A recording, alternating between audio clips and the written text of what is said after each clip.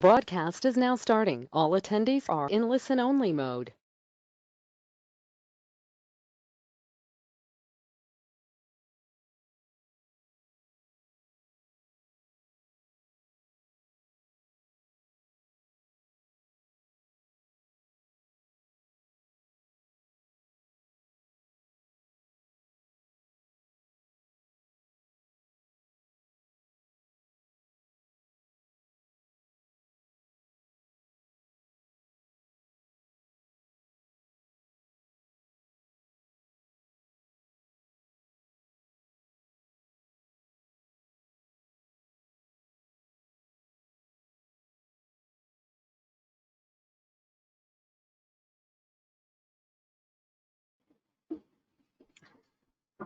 Hi everyone, welcome to HBX's Snowmelt control webinar.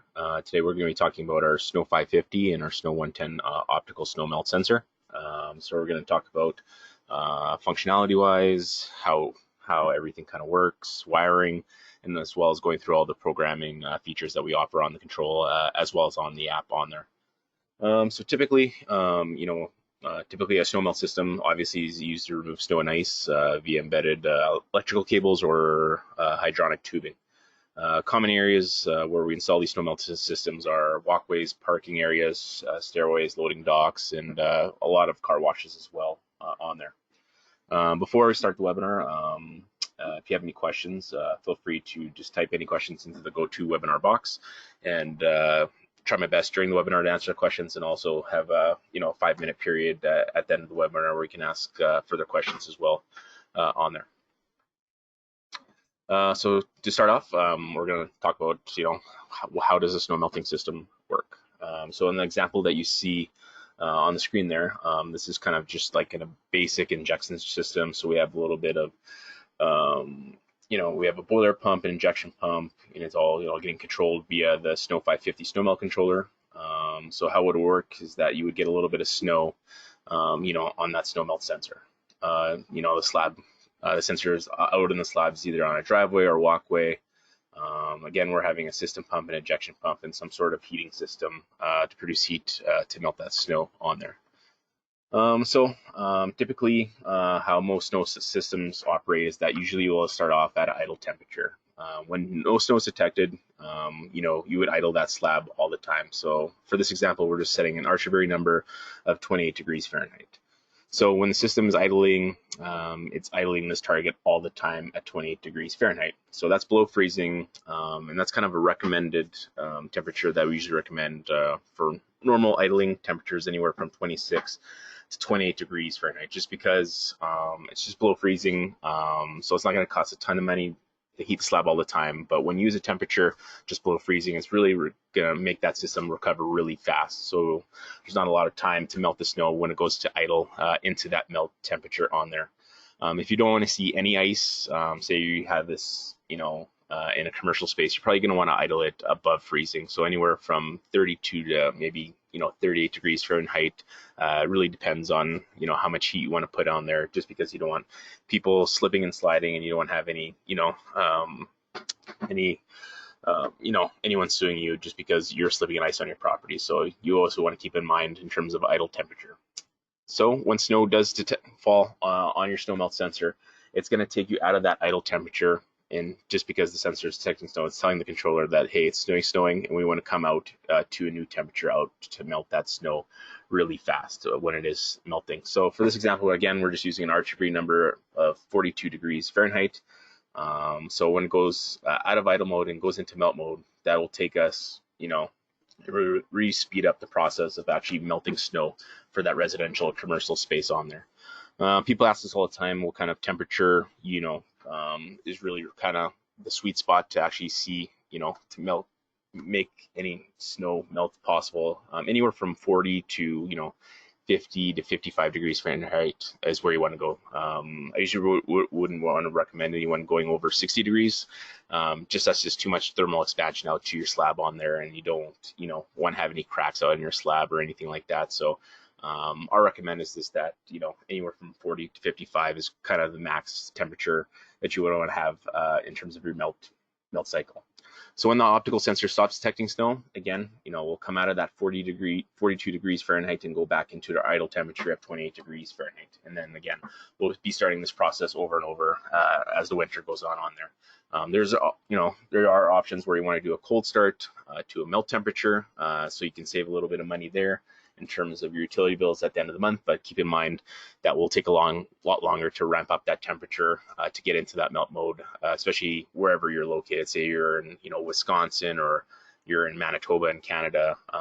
It might take anywhere from 6 to even 9 hours of operation for actually to start seeing any melting happening at those locations on there, just because typically you might get really cold temperatures throughout the winter on there.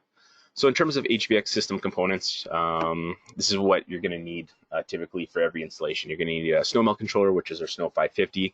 So this allows the controller to adjust your snowfall intensity.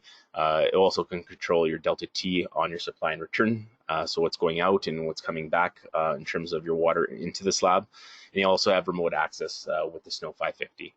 In terms of the optical sensor, this is kind of your automatic enable and disable operation, and this will also feed back your slab temperature control back to the Snow 550 controller.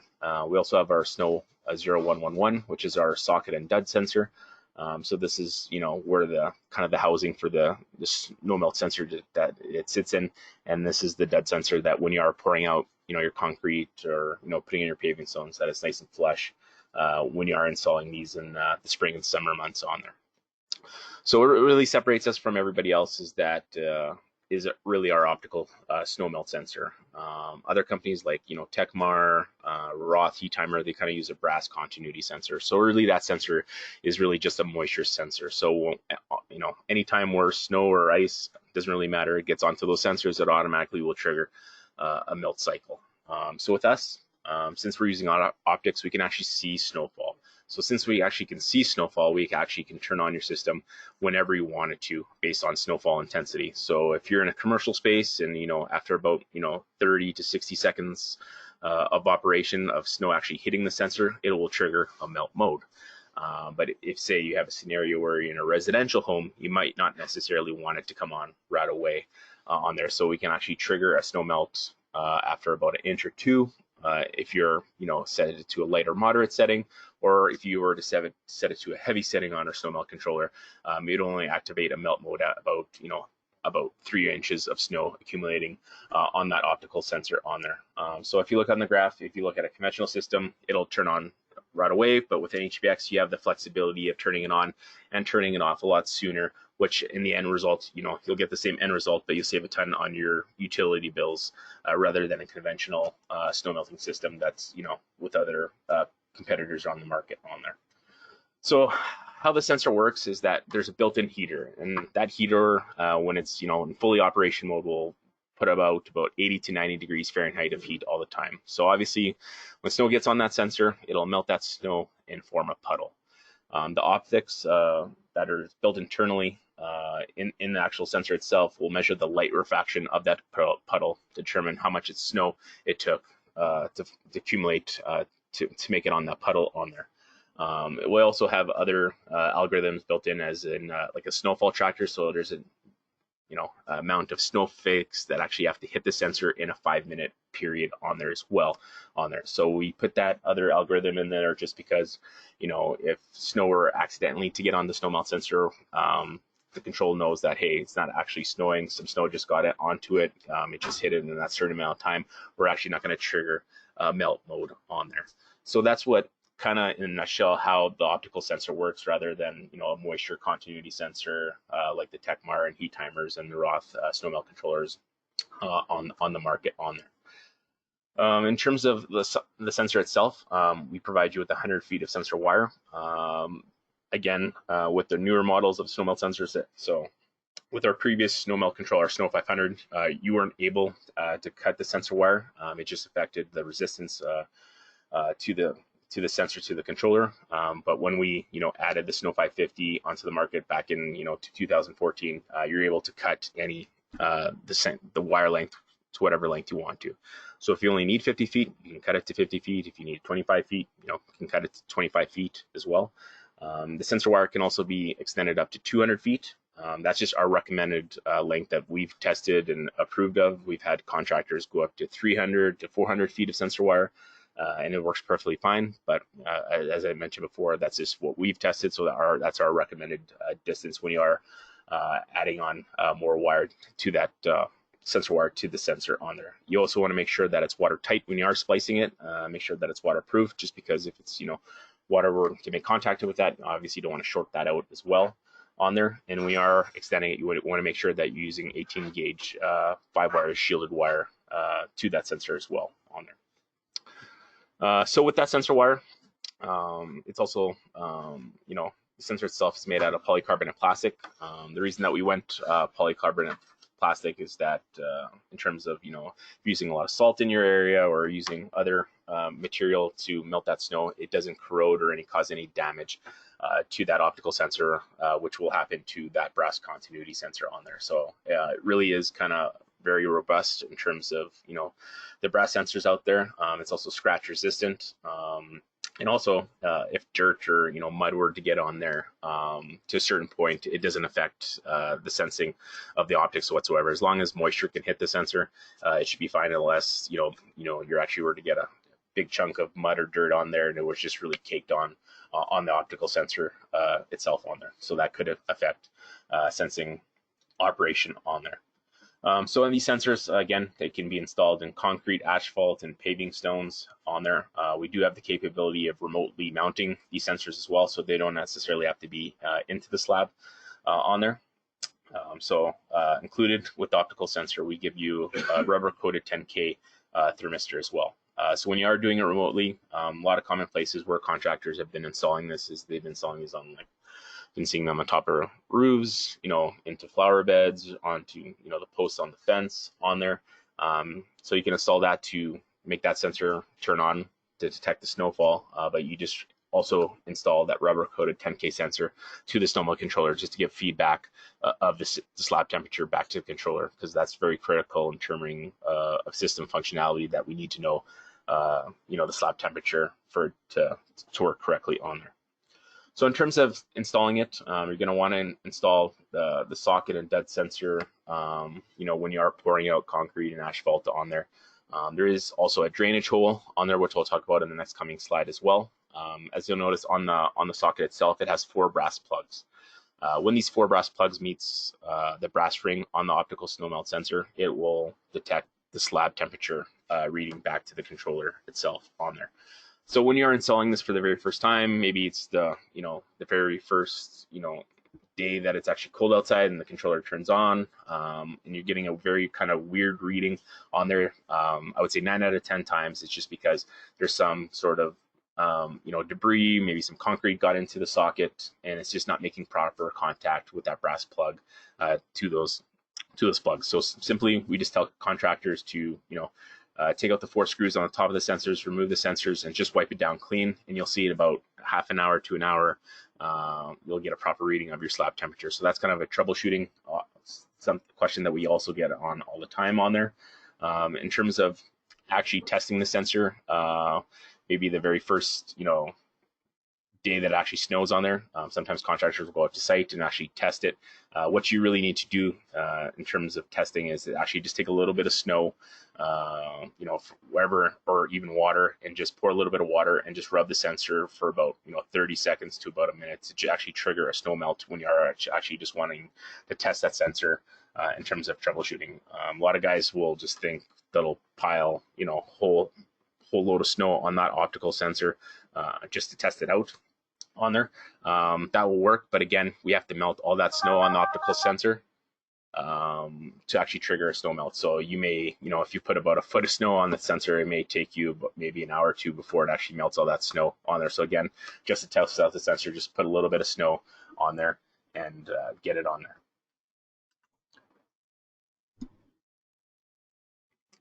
So another thing to keep in mind when you are installing this is slab sensor location. So this is very critical for your snowmelt system to work properly. The sensor should be located where snowfall is normal and it's not affected by the surrounding building. So that's very key. We've seen a lot of contractors, put it, really close to the eaves trough, so like a residential home, or they put it right beside a wall, and they're wondering why these snow melting systems aren't turning on to go into that melt temperature. It's just that, you know, if depending on what angle it is snowing, it's just not hitting that sensor. So you always have to keep in mind that it's an open area, especially on the driveway or anything like that, that it's not getting affected. Sometimes you have to also consider things like trees and stuff like that. And another thing about also in terms of installation is that the sensor location should always be halfway between your two heating pipes that are installed in slab. Sometimes we get contractors calling us in and saying, hey, I'm getting a very high reading than I'm actually getting out there. And the reason for that, again, is just that, you know, that sensor location when they are installing it is just really too close to the PEX lines that are inside the slab on there. So if that were ever to happen, again, this is where that remote mounting of that sensor with that thermistor comes in part to remedy that option on there. And again, for ramp mounting, you also want to make sure that the socket and the cover plate is near the bottom of the ramp, and you also want to make sure that it's not in a place that water is always going to be standing on there in terms of on a ramp on there.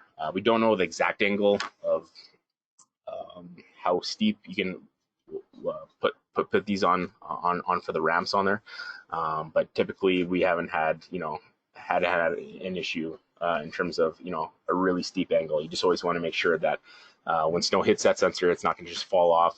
It can just fall off right away, and it's actually not hitting it on there. So keep that in mind, the steepness of that ramp when you are mounting that slab sensor on there.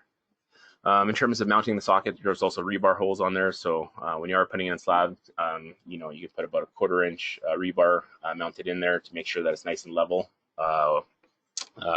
with the actual surface on there. We've had issues where, the sensors, contractors have installed the sensors about 1 inch or inch below, the slab on there is not nice and flush on there. So there's two different, scenarios where that's going to happen. If it's mounted, above the slope on there, it's exposing to damage. So if cars were to drive over it, it's going to cause damage on there. Or if it's about 1 inch below that grade on there, water is always going to be, sitting on top of it. Water has no place to go on there, so it's constantly going to be triggering a melt cycle on there. So that's something you always want to make sure that it's nice and flush. And again, it can be driven over it.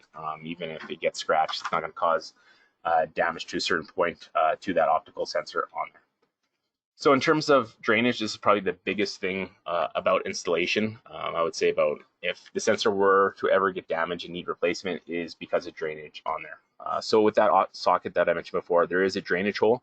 We ask contractors when they are installing it to actually even provide more drainage underneath the socket for water to go. So we actually just tell contractors to take a 3/4 inch or 1 inch drill bit and actually drill into the earth right below, just to provide as much drainage as possible. Again, we don't care if water gets into the sensor. Everything is waterproof and watertight. Is that if water has no place to go, it's just going to be puddling in there. Eventually, it will freeze and ice expands, and it will cause damage to the sensor as well as to your surrounding asphalt or concrete or your pavers as well. So that's the number one thing in terms of if you belong to have the snowmelt sensor to last forever is drainage on there. It's kind of the kryptonite of any snowmelt sensor, just not ours, Techmar's, Heat Timer, Roth. It's all, it's very, very important to have that drainage underneath that sensor on there. In terms of sealant, I've had guys asking about, hey, can I put a sealant over it? We say no, just because that could, affect the optics in terms of sensing snowfall. So if you actually want to put a sealer, you can put it around the sensor, but you can't completely cover it with sealer because it could cause an issue in terms of actually reading the snowfall. I've had some guys actually, have done it and it still works, but I have guys that really depends on the sealer that you're using on there. So we just kind of say, hey, don't use any sealer on that optical sensor on there. So in terms of the optical sensor, that's kind of, how it works on there. We're going to get to our Snow 550 controller. With the Snow 550, again, it replaces our older Snow 500 controller. We added, a new enclosure, a new backscreen display on this. But the main thing there was that we're able to utilize a shorter or longer snowmelt sensor with the Snow 550 on there. The controller itself can control, your mixing devices, so it can control an injection pump or mixing valve when you are, want to wanting to have lower temperatures out to your slab on there. And we also have multiple demand settings. Big thing that we also added on the Snow 550 is that we have resettable fusing. So if you ever were, to pop a fuse on there, you don't have to switch out any fuses. You just reset power to the controller and it'll reset itself on there. There's system pump control, and then we have a warm weather testing feature. And then again, the controller has built-in Wi-Fi enabled for remote access using the THERMOLINX HYDRONIC network app on there. So with the controller, you also get included 2 universal brass sensors for your supply and return temperatures for us to control your delta T. And you also get an outdoor sensor. If one of these sensors is not connected to the Snow 550, it will not operate and automatically go into a warm weather shutdown on there.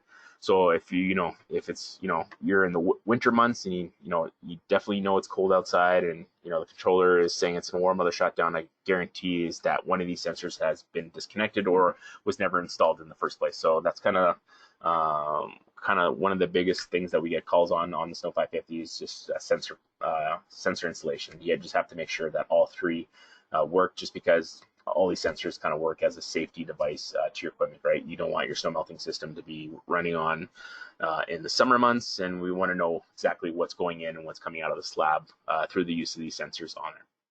Another option is that we also have a wireless outdoor sensor. So if you're doing a retrofit and it's going to be, kind of a pain in the butt to get that outdoor sensor, just because you have to drill it through, numerous walls, we have the wireless option on there. So it's just a 2-part sensor.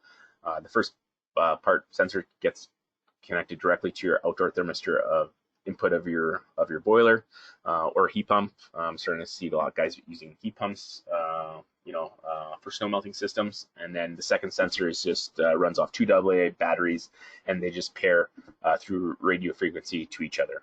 Again, it's 2,000 feet open air distance between the outdoor unit to the base unit.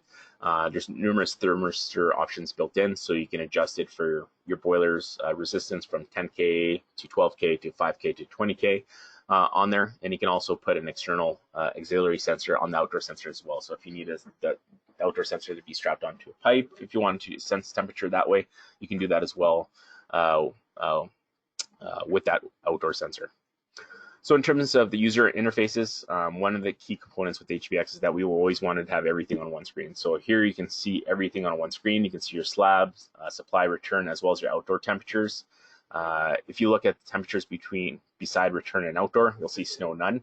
That actually indicates if it's the sensor itself is actually detecting snow at the present time on there. So if it's saying none, that means we're not seeing anything. If it were to say very light, it'll say VL. And it'll say light, mod, and heavy on the controller. That's just an indicator where maybe you have adjusted for heavier settings. So maybe you put the snow melt sensing to, moderate or heavy, and you see that it's snowing outside. You can look at your controller and say, hey, it's only snowing very light right now, or light. So that's why my system hasn't kicked into a melt cycle on there.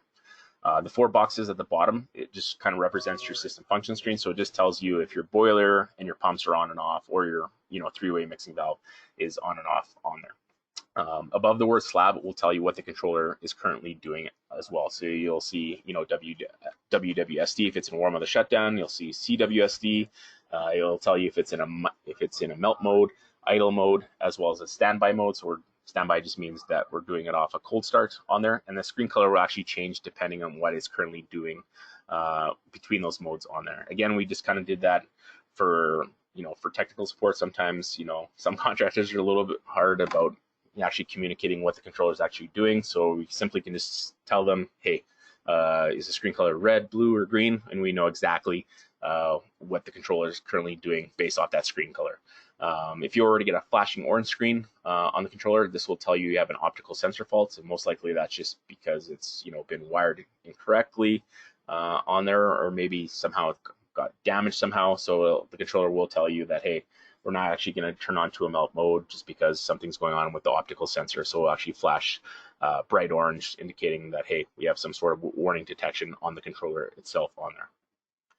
In terms of wiring, it's very straightforward with all our 550 controllers. Your first 5 pins on the Snow 550 is where you would wire your optical sensor. So your sensor itself has about 4 colors coordinated to each terminal, and it'll have a bare shield wire on there. So in terms of installation, you're going to want to have installed green, red, white, black, and then that bare shield wire will go in that last 5-pin terminal.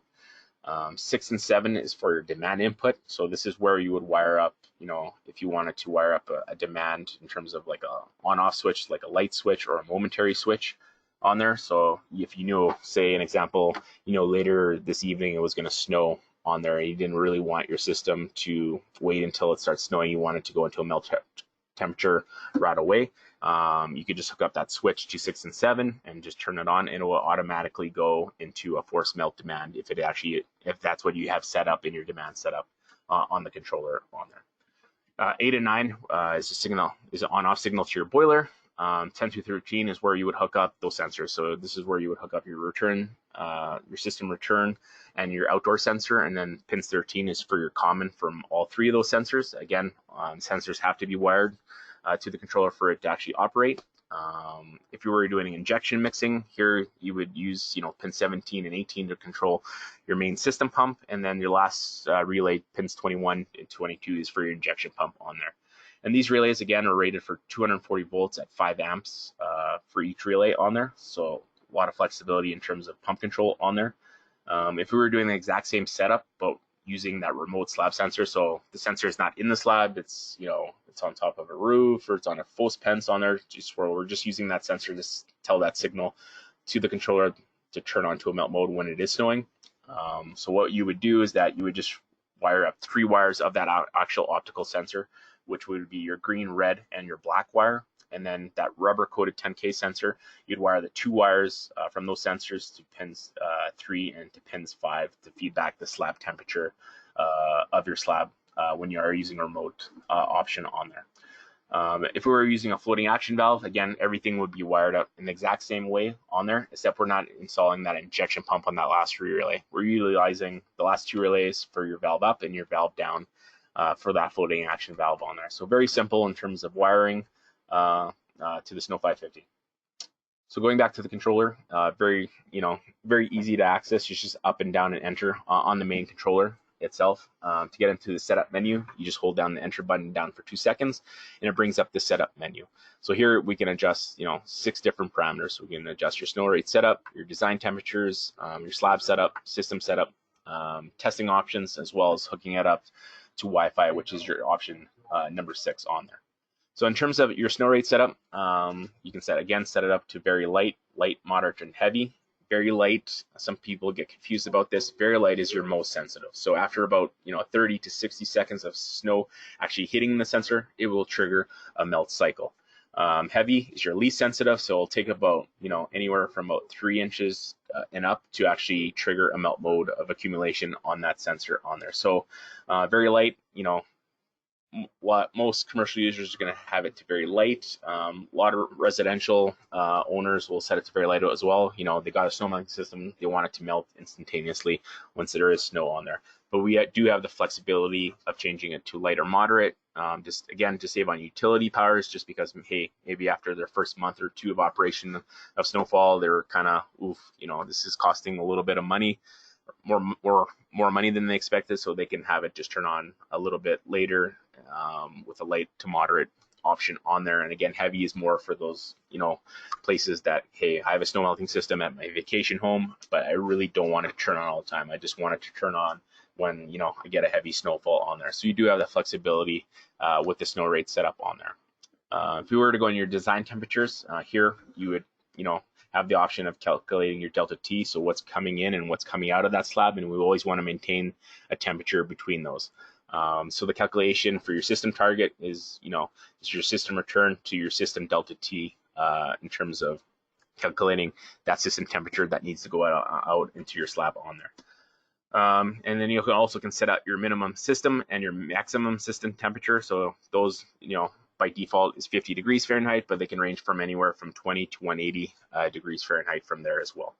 Warm weather shutdown, we increased this a couple years ago to a maximum of 55 degrees, just for areas like up in the Rockies by Calgary and Colorado, where even though it's above freezing, the cold air is still not able to melt temperature. So that's why we increased it to 55 degrees. But really, at whatever temperature you put in above that, it will turn on everything in terms of the control.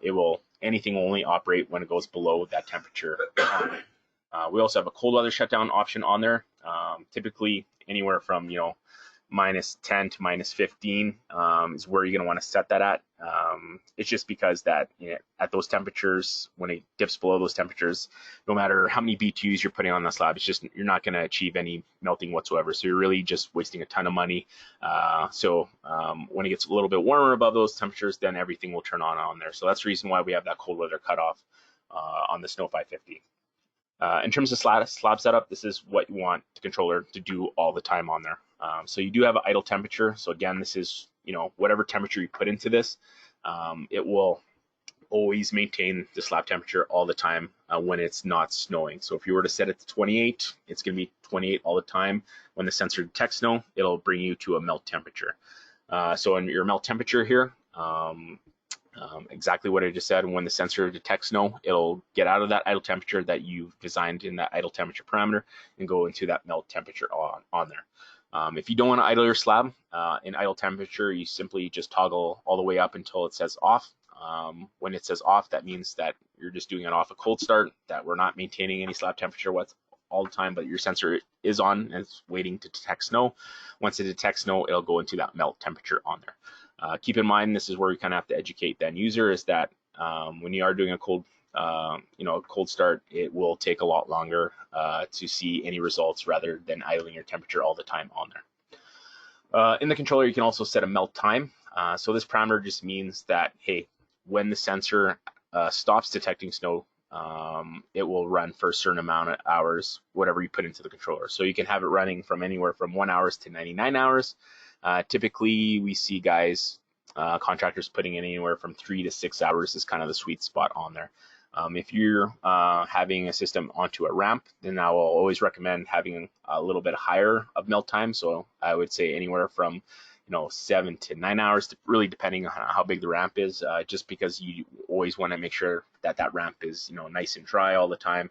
So you're going to want to give it a couple hours of operation in terms of melt time on there.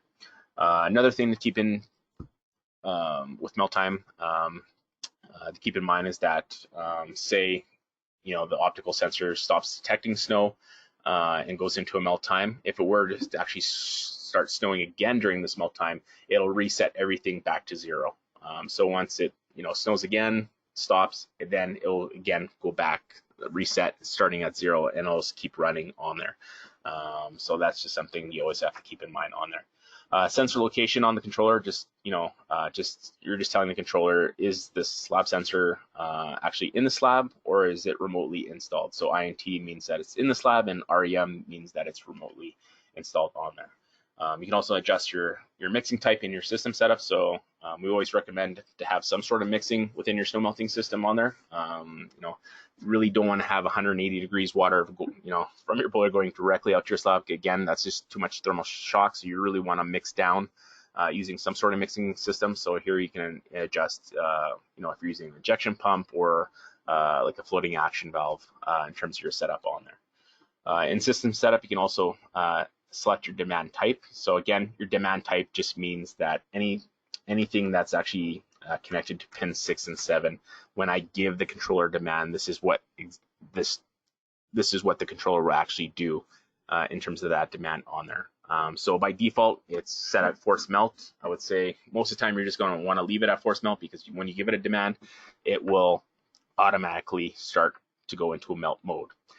Anything selected other than force melt, it's really turning the controller off. So if I were to set that demand to standby and idle, that means that, hey, it may, in a scenario wherever I'm located, maybe it only snows about maybe 1 week or 2 weeks out of that whole month.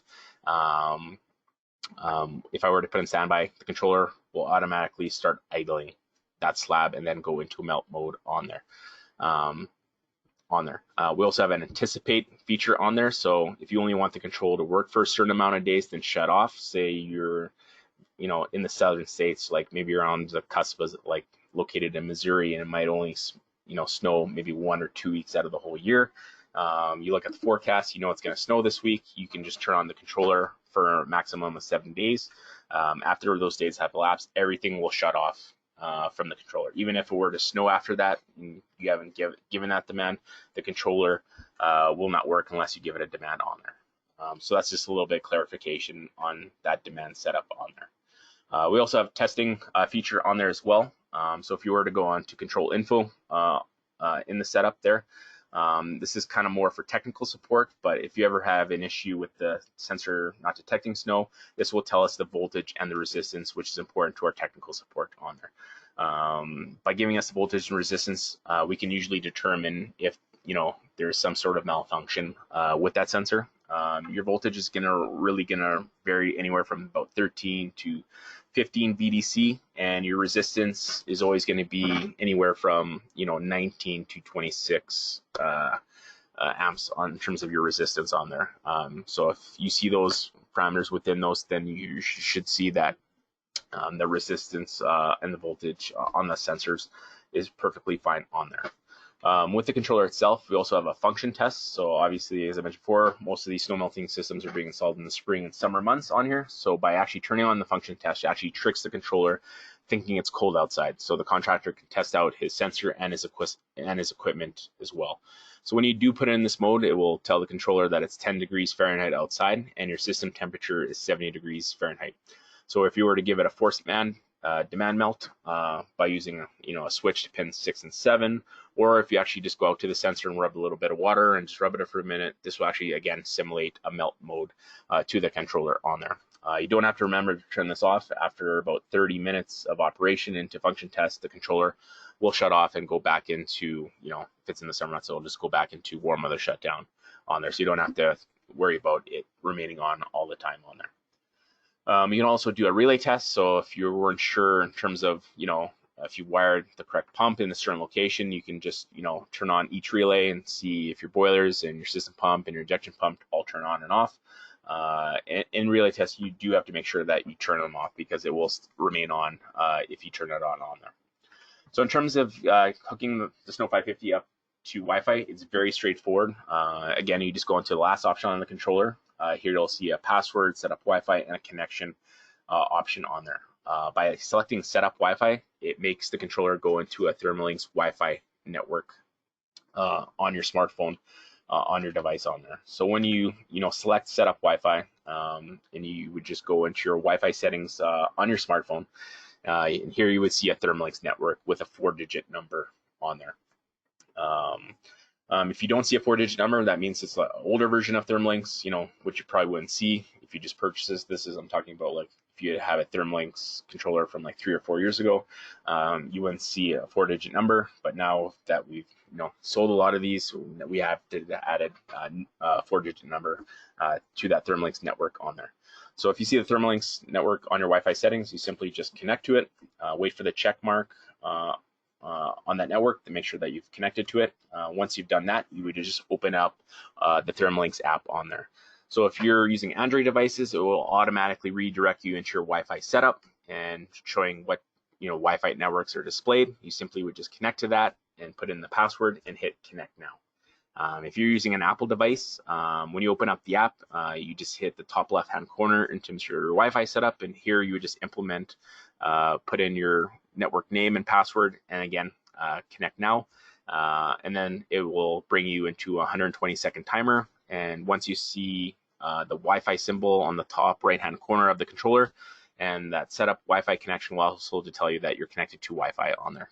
Typically, usually within 30 seconds, you'll see it being connected on there. Troubleshooting thing in terms of getting it connected. If you're doing all the right steps, it's not connecting. One thing that you have to keep in mind is that you can't use special characters in the network password name. You can't use like dollar symbols, exclamation marks or anything like that. It can only be numbers and letters. So keep that in mind as well. If this is going into a commercial building, they may have some sort of IT support on there. So they may have closed down some ports. So the port that you have to keep in mind is 1314 port. If that is closed, it won't allow our servers to actually communicate to your device. So you just have to tell the IT support to open up those ports for allow us to connect to the systems on there. But other than that, it's really just like me coming over your house. What's your network name, password, and that's it. You're connected to Wi-Fi on there. Once you've connected to Wi-Fi, each controller has its own identifier, so it has a sync code and password. You simply just log those in on the app and hit save now, and then there you have access to all your parameters, and all your setup as well on there. So you can see everything in real time. You can also change everything in real time, which is real nice. I know the other snow melt manufacturers on there only give you the capability of just like triggering a melt now and not actually seeing, that your slab readings, what devices are on and off on there. Here we're kind of giving you the whole controller through the use of the THERMOLINX app on there. So the end user will have the access to alarms, if they want to change their slab demands. So if they want to go from a cold start to start saying, hey, I actually want to start idling my slab on there, they have the option to do that as well. They can trigger a melt now, and they can also turn that melt off whenever they want to as well. So if you have your melt time set up for 8 hours, and you go home after about 3 hours of runtime operation, you notice that, hey, yeah, everything is melted, I don't need to run it for that additional 5 hours. They can just go on the app and hit melt off and hit save, and it'll go back into normal operation in terms of idling or just off a cold start on there. So makes everything a lot easier. We also have a contractor settings as well. So if you see the hammer and the wrench, you just call our HBX technical support, and we give you a contractor's code, and that just unlocks it off your device as a one-time thing. You don't have to do it for every job on there.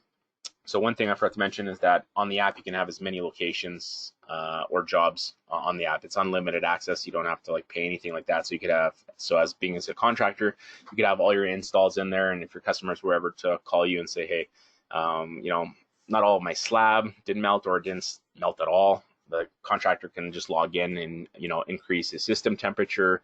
Maybe he has to tweak a little parameters on his delta T, or maybe he just needs to add a couple hours of runtime in terms of his melt time on there. So it makes it real nice and easy. Even if you call our technical support, if you give us that identifier, we can log in your system and help you troubleshoot. So really, quickens the process on there. So again, as we mentioned before, you can kind of do full access of everything on the controller through that advanced systems portal on there.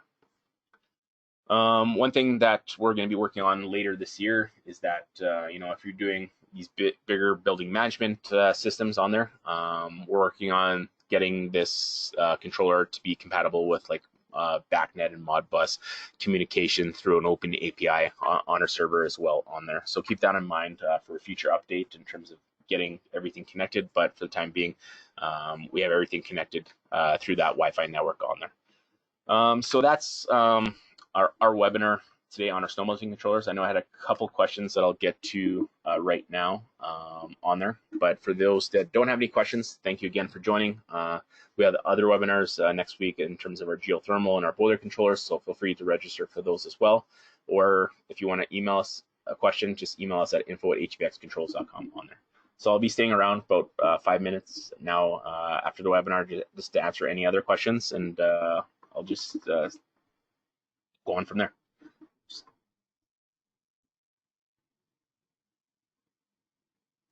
So question was that can Wi-Fi be added to a 550 that was bought before Wi-Fi was available? Yeah, you definitely can. If you were to send us the control, we just upgrade the programming onto the controller. For controllers that were before this, they don't have that external chip on there, so they would actually need to use one of our TherMolinX Wi-Fi modules to get it connected on there. So again, you could send us the controller, we'd update the program, the software on it, but you would need to purchase a TherMolinX Wi-Fi module to get connected on there for that option.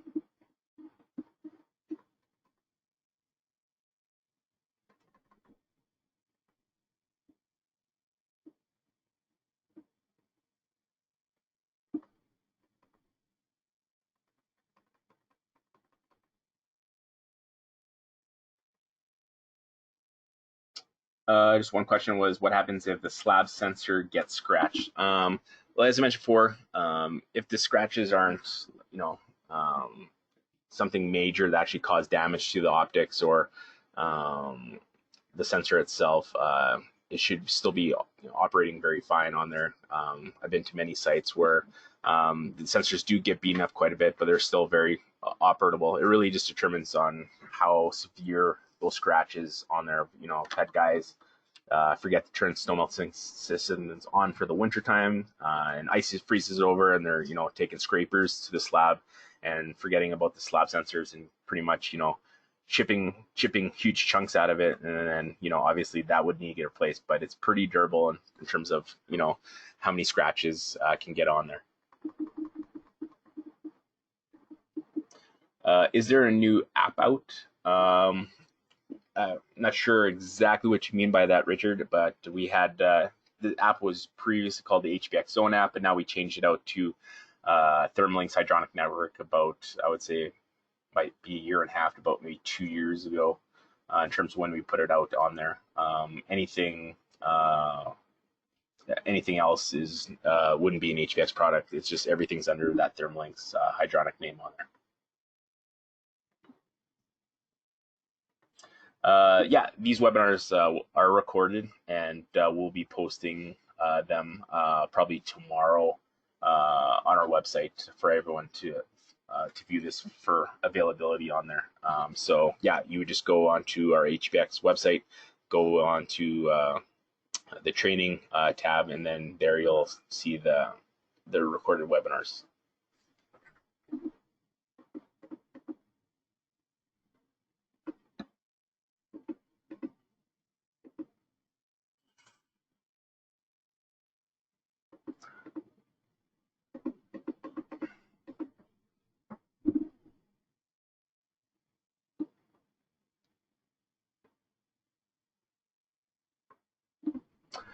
One question was, does HBX have a wireless universal indoor wall sensor?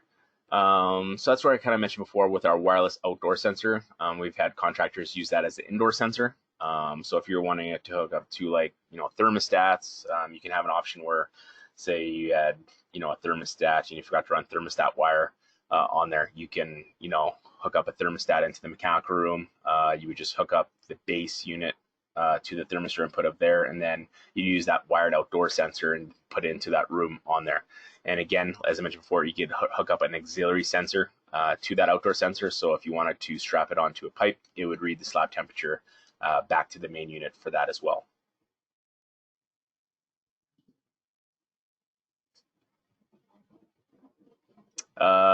Justin, how about roof snow melting? We will be upgrading controls on an old roof snow melt. Can the 550 be used for that? Where would the slab sensor go? So that's where, yeah, that's something that you can definitely email me and we can discuss that further. I definitely think we could definitely use the 550 for that. Again, that's where you would just use that remote 10K sensor on there. So wherever you put that sensor, it'll feed back the slab sensor, and then you would use that snow melt sensor and mount it on that roof on there. But definitely, you can just email me at either at info@HBX Controls or just Kevin at HBX Controls, and we can kind of review that system from there.